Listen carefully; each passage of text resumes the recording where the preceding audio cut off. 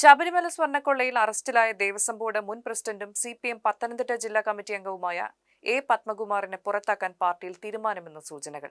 സ്വർണ്ണക്കൊള്ള കേസിൽ വിശദീകരണം തേടി പാർട്ടി നോട്ടീസ് നൽകിയെന്നാണ് പുറത്തുവരുന്ന റിപ്പോർട്ട്. പാർട്ടിക്ക് അവമതിപ്പുണ്ടാക്കിയതിൽ വിശദീകരണം നൽകണമെന്നാണ് നോട്ടീസിന്റെ ഉള്ളടക്കം. വിശദീകരണം ലഭിച്ച ശേഷം നടപടിക്ക് സാധ്യതയുണ്ട്.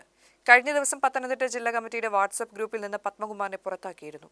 ജില്ലാ സെക്രട്ടറി ഉൾപ്പെടുന്ന ഗ്രൂപ്പിൽ ചർച്ച ചെയ്യുന്ന കാര്യങ്ങൾ പത്മകുമാർ അറിയേണ്ടെന്ന പാർട്ടി നിലപാടിന്റെ ഭാഗമായാണ് ഒഴിവാക്കിയതെന്നാണ് വിവരം. ശബരിമല സ്വർണ്ണക്കൊള്ള കേസിൽ അറസ്റ്റ് ചെയ്ത് ജയിലിലായിട്ടും പത്മകുമാറിനെതിരെ പാർട്ടി നടപടിയെടുത്തിരുന്നില്ലെന്ന ആക്ഷേപം ഉയർന്നിരുന്നു.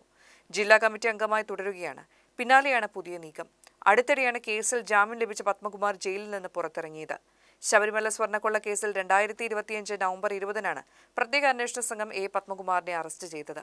കട്ടിളപ്പാളി കേസിലായിരുന്നു ആദ്യം അറസ്റ്റ്.